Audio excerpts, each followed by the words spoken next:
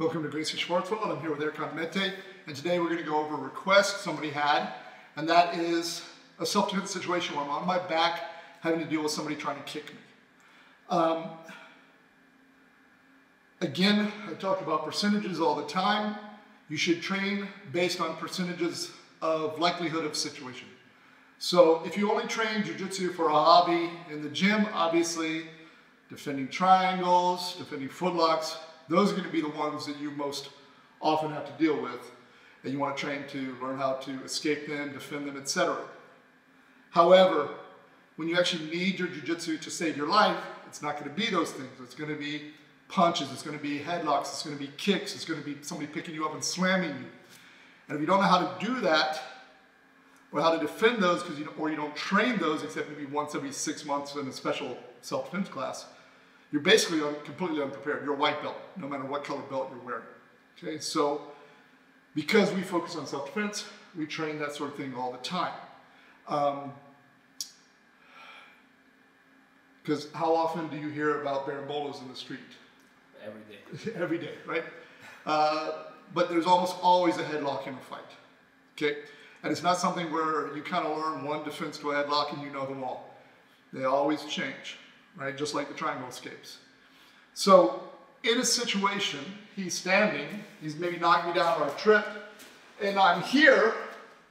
Well, now I've got my guard. Okay, all the guard is our legs. Okay, the advantage here is I can keep the range and I can maybe block damage. So he's trying to punch me. I can keep him away because of the length of my legs. Okay, that's why it's very important that I don't let him get past my legs, because now there's nothing really stopping him or punch. Here.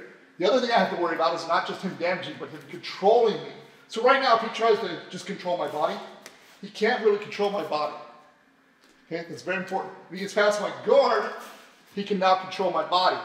Okay, so that's why we talk about the 5 S's of the guard. The first one is survival, which means not taking damage and not having him pass. Okay. That's the first thing you should always focus on. So the advantage here is, again, I can kick, I can block things, I can make enough space to get up. The problem comes when he goes to the side. Well, now, he can drop down and control me, but just as easily, he can stay standing and start kicking me, okay? So this was a request because somebody saw a video where basically the person kind of turned, forearm blocked, and then did some sort of something like that. Some sort of crazy scissor sweep. Okay? Jiu-Jitsu works because it's not based in fantasy. Okay, it's based off of testing it on the mat. Okay, testing it in fights.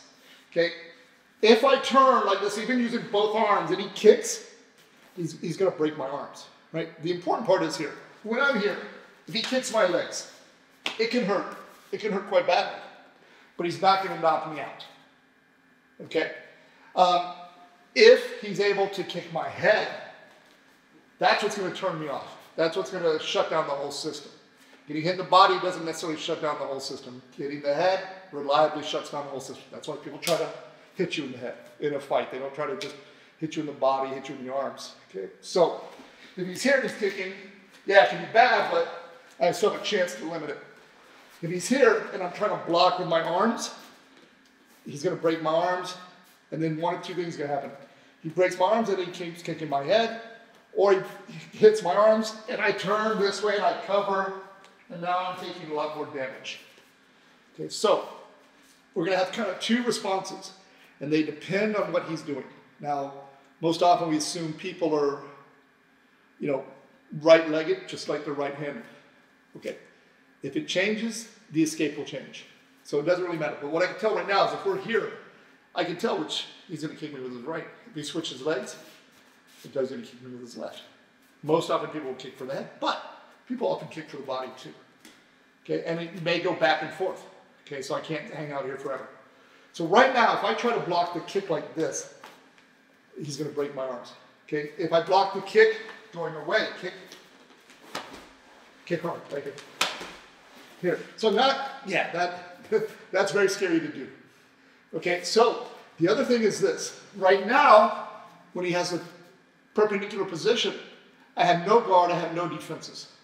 Okay, my goal is always to get back spinal alignment. So now I have the guard, I have the ability to use my legs. So all we're gonna do is I'm not rolling away, because now I can't use my arms to defend. I'm not really defending the block.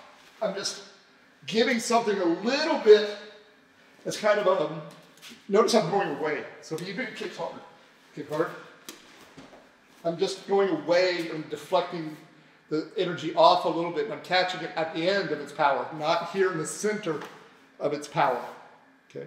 And it's just to give me a little bit help and block. So, but I'm not rolling out of my side like this. As it goes, and coming here. So you really kick hard at my head. We go a little lower for the head. Here. And then I'm in a position to use my legs. So one more time. I'm not doing this. I'm not doing this. I'm leaving this arm back as I go. Okay? I'm catching, but it's really just a matter of getting my legs back in the way and not getting kicked in the head as I try to get my legs in the way. So the way I do that, by the way, is my body curls off the mat. My body's flat. I can't spin. So as it kicks, here. Okay? And then we can start working that. Now, the other problem is if I turn into him and I try to grab on this side, I'm walking into the kick.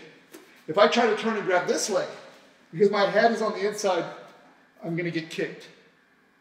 Okay? So if he's on this side, and now he's kicking to the body, okay, I can still do the same thing, right? Return and go here. But now I have the option to actually go for the leg, okay? Because when I go this way, my head will be on the outside. Okay, again, it's the head I really have to concern myself. My head is not on the inside where it's going to deal with that other leg. It's on the outside, okay? Now, I don't want to do this and roll like this and eat a hard one to the stomach. Okay, it also means if I roll kind of flat like this, maybe I get set, and then he settles down and I get stuck. Okay, so as I roll, just stay there for a minute, I'm going to roll into a ball. I'm going to bring some shields in the way, but it's also going to stop him settling his weight on me and trying to control me. So when he goes to kick, I'm here. So now it's not a kick. He tries to put his weight on me, here, and then we're here. So we go, he kicks, I go on the inside, pull the leg out. He's on this side, kicking at the head, I block and I go here. Okay, if he was kicking with the other leg, I don't go this way, I'm gonna get hit, right? He kicks to the body, right? Then I can go this way and go. He kicks to the head, we go here. Now I can do that for either one, the spin away. But the advantage again, if he's kicking for the body, is I have the ability to get on top right away. So, why should you train Jiu-Jitsu, right?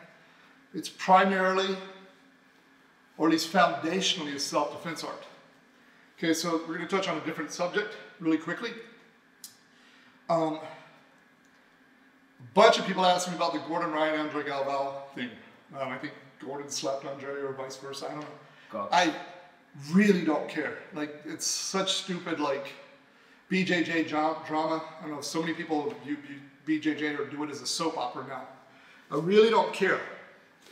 But one of the things was, the question was, people were asking is, should he have done something back? Should he have punched him? Should they have fought? What should have happened? And some people are saying, yeah, they should have got into it, fought. Another person said, no, you're gonna get in legal trouble, just call the police. So, both are right, both are wrong. Okay.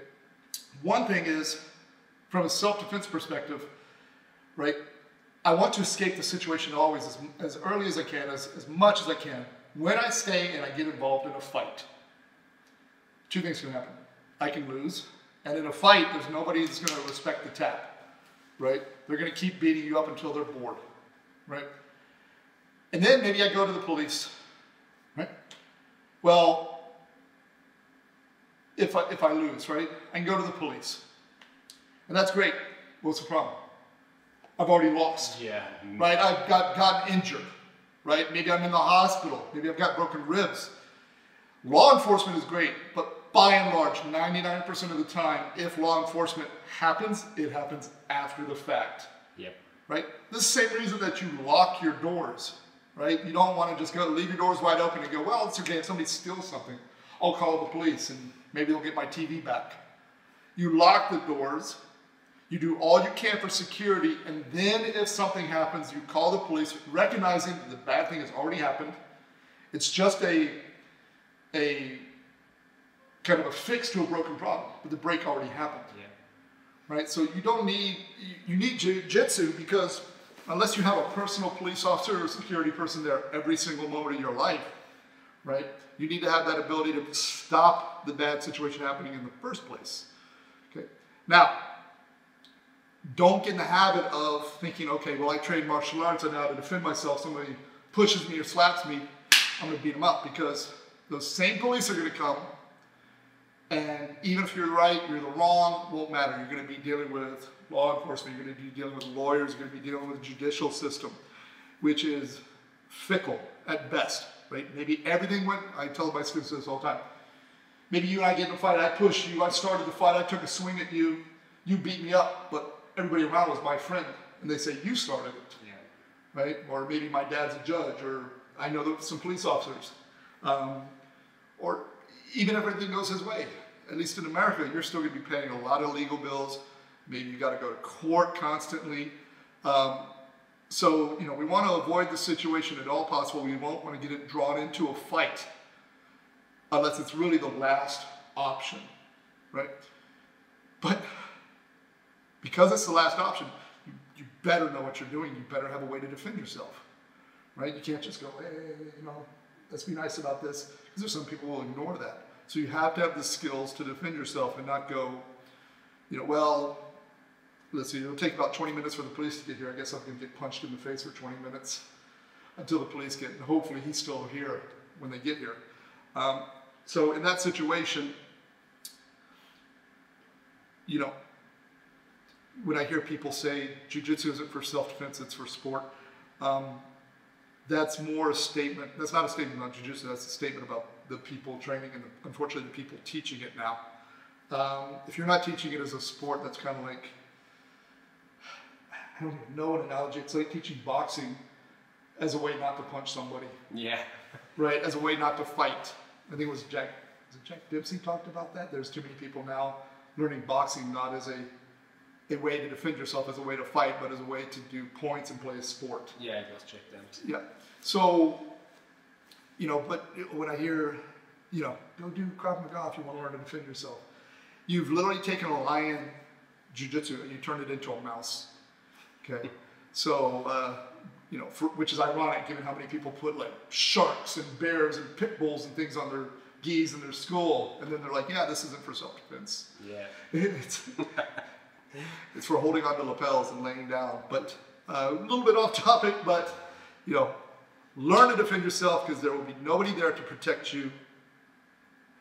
If there's nobody there to protect you, you have to have the skills yourself, right? You cannot rely on the fact that somebody will be there to protect you. The police, again, after the fact. That said,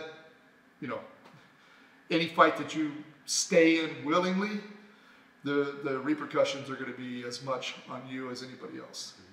Okay. All right. And thanks again to Ericon.